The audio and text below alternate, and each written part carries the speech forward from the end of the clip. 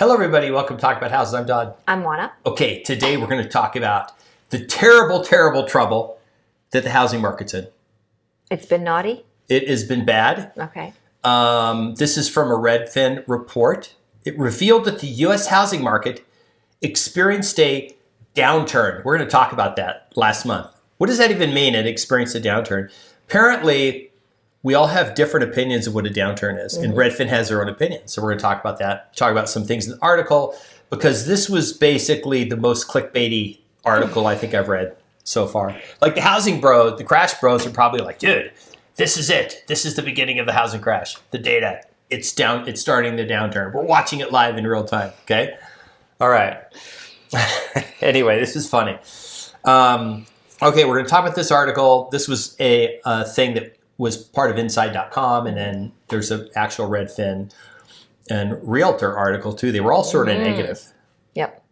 And they weren't accurate. That's the most interesting thing. See, now you gave it away. Okay, let's talk about it. I'll read the first quote, and then we'll break all these down, okay? Okay, this is all based on data. What the data says. In January, new listings recorded their first decline since June of last year. On a seasonally, so let's talk about that one first. I'll leave this on the screen while we talk about it. That the downturn is that there's less homes that people tried to sell, right, compared to last year. So either way, they could say it's a downturn, because let's say that there were more homes. They could say it's more people are trying to get out of their homes and sell. Like the number of people trying to sell is increasing. That's bad. Here, it's less people trying to sell, so it's a decline. Right. What's going on? Why? First of all, it was the amount, percentage is noise. It's like 1.2% less. That's the downturn. Statistically, it's noise, right? Right, it is noise. Now, so maybe part of the reason why people didn't put their homes on the market were things like holidays, the weather, and some other external circumstance. Maybe the reason people didn't put their homes on the market was because there was so little inventory, they had nothing to buy, so they would have been homeless if they would have sold their home. So lots of different reasons why people would have chosen to not put their homes on the market. When people don't put their homes on the market, what does that do to inventory? Well, there's less inventory.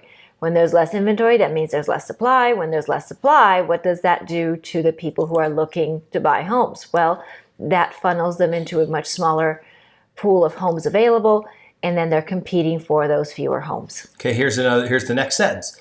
On a seasonally adjusted basis, this is just magic for them making up numbers, new listings were down 1.2% month over month, but we're up 2.7% compared to January 2023.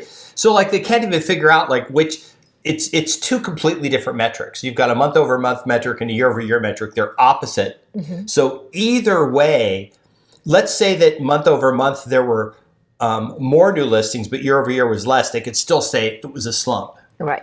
So the year over year, that lets you know that the market maybe is thawing a little bit, in the sense that people this year see the possibility of selling their home as something more realistic than a year ago, maybe because they've put a new build construction home under contract, and so they are selling their home so they can move to the brand new home. Maybe they're relocating. Maybe they've got new jobs. Who knows? But it looks like, according to these numbers, there are more people listing their homes for sale this year than last year at the same time. Okay, here's the next one. Meanwhile, active listings decreased by 0.3% month over month and 4.4% year over year. So that means, what does that mean? Okay, so if there's less this is actual actually really consistent. Okay, so actually this to me is the more meaningful thing to talk about. Okay. Is because now you're looking at something that's very consistent.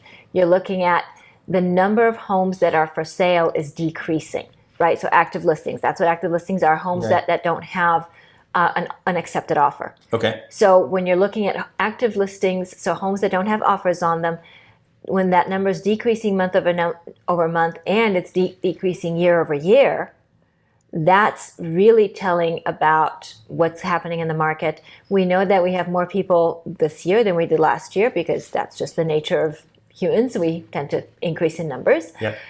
So we have more people, we have more household formations, and we have less homes available for sale. So that means that we have more demand, less inventory, and at the very least, this speaks of price stability, if not price increases. The market is so bad.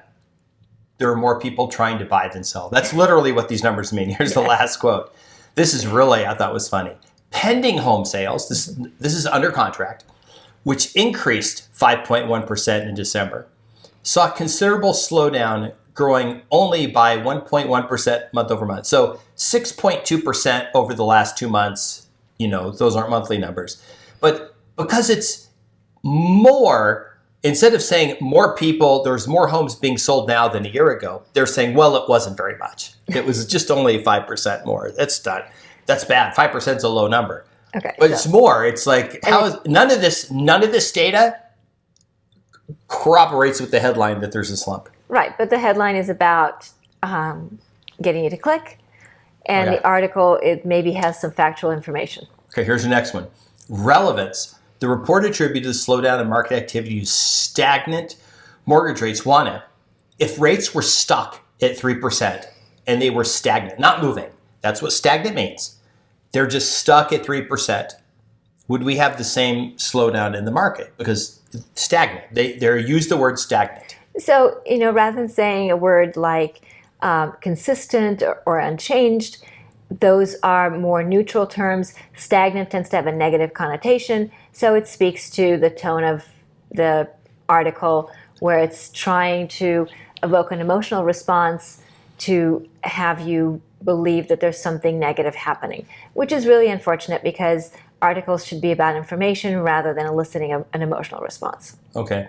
Stagnant makes you think of mosquitoes, right?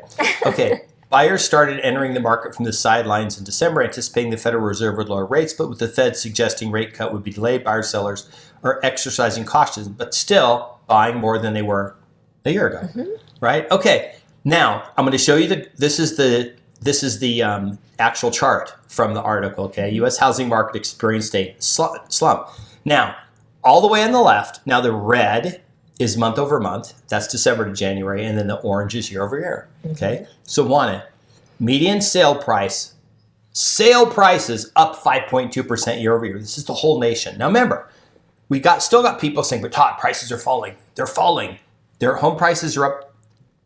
They're flat month over month. They're up 5.2% year over year. Okay.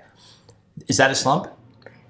Not if you're a buyer. If you're a buyer, then it makes it more expensive to buy a home, and not if you're a seller because you're getting more money than you were a year ago. Pending sales up 1.1% month over month. Year over year change 8.8% more. So there's more homes being sold. Is that a slump? Certainly not. And more homes being sold, it does speak to that belief that the high interest rates are basically over, and we're going to see lower interest rates. Probably not necessarily in the near term, but in the not too distant future. So that means that people are trying to tie up homes now and refinance later. Okay. The next one, this is the only actual data that's negative. Minus 0.2% month over month and minus 1% year over year. Less homes sold, like actual closings. Right. Okay. New listings down 1.2%, up but 2%, 7% year over year. But here's the big one, active listings.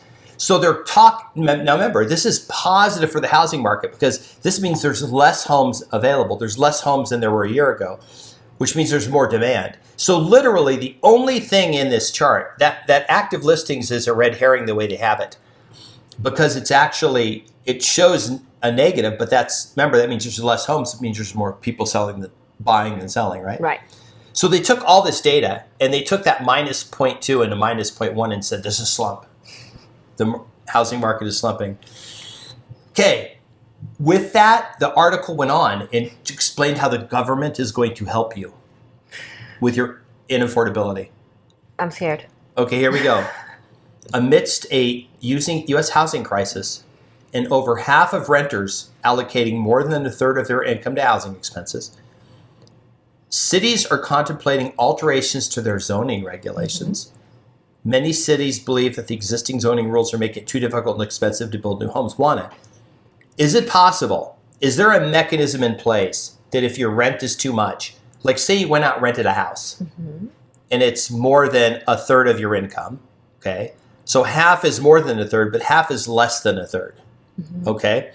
Is there a mechanism to where are you stuck in that house, or are you able to go rent another house, or do you have to stay there? So, no, I mean, obviously you can rent somewhere else. I think the issue here is that, again, availability, right?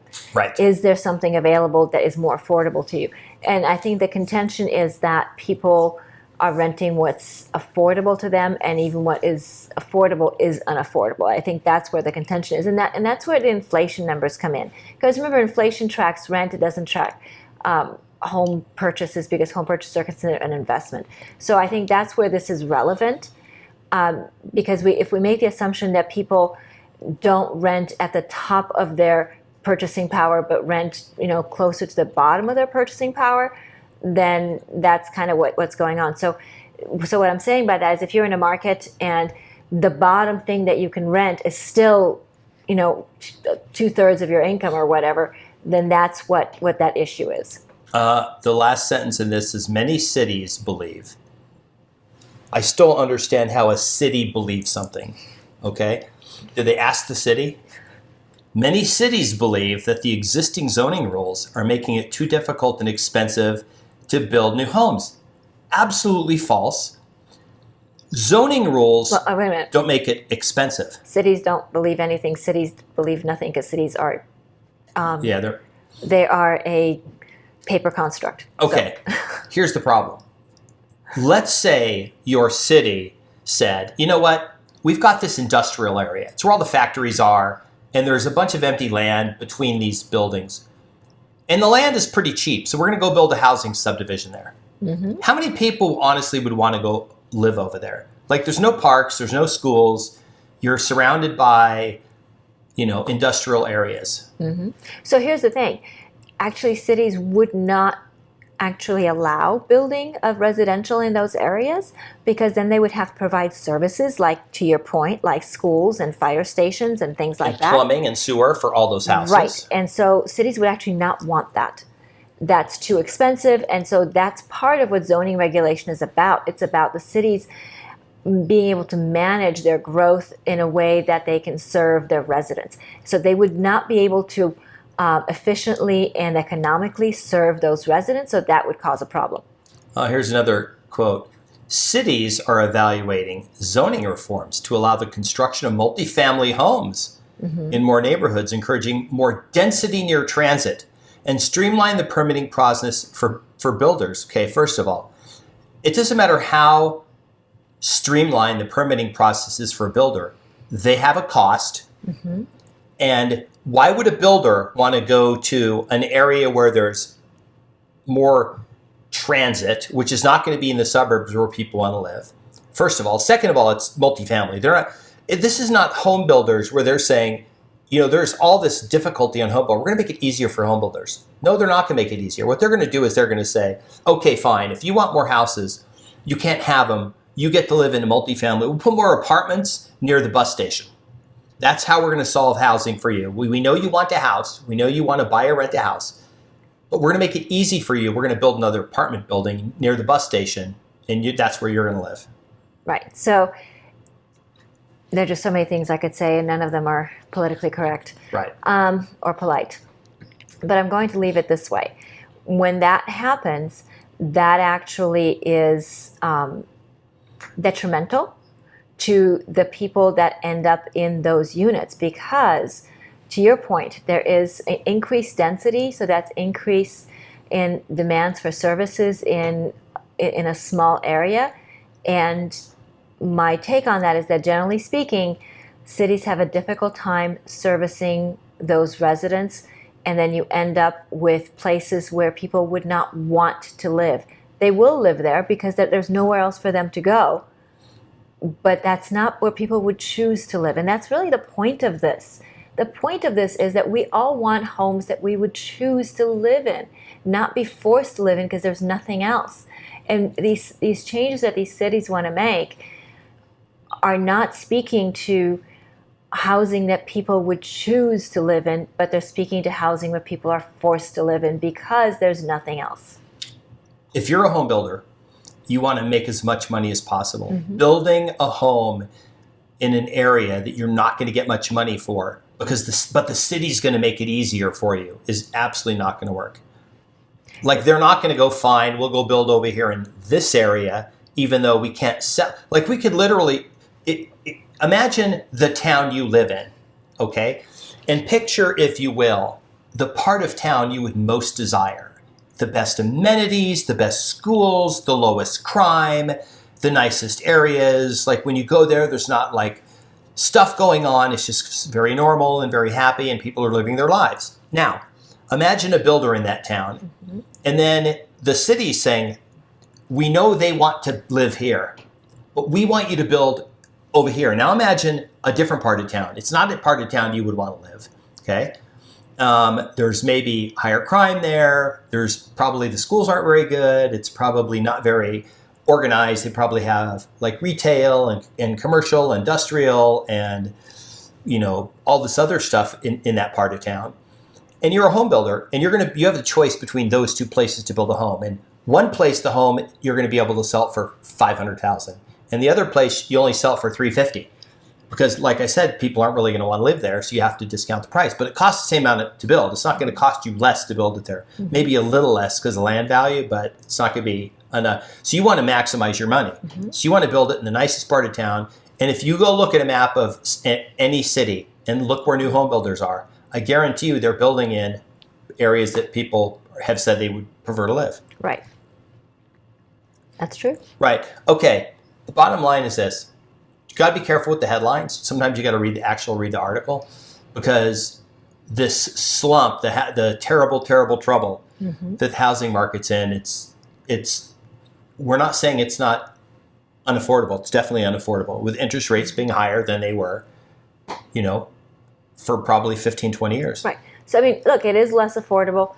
It is definitely not easy to buy a house. Honestly, I don't know that it's ever really been easy to buy a house. And for those of you who say, well, when interest rates were nothing, it was easy to buy a house. Well, not so much. It wasn't easy to buy a house then either, because there were multiple offers and you had to come up with cash out of pocket because you had to offer more than appraised value. So no, that wasn't easy either. So home ownership has never been easy. It's always been something that we've all had to work hard to achieve. It's something that if it was easy, everybody could do it. And that's why it's called the American dream. It's because it's something that we strive for. It's a goal. It's not something that everyone is entitled to. So keep that in mind. And if you feel that homeownership is something that people are entitled to, you are entitled to your opinion. My position is that, generally speaking, we value the things that we have to earn and that we work for. In 40 years, all the boomers will be dead. So they'll be able to go buy those houses over the next 40 years. There you go. Unless they let their heirs inherit them, then they won't be able to buy them. There we go. All right. So feel free to school us in your comments and tell us about your real estate experience and your real estate opinions. We are open to it. Yeah. Remember to like the video, subscribe, hit the notification bell, share the video, and we'll see you on the next video. Bye. Bye.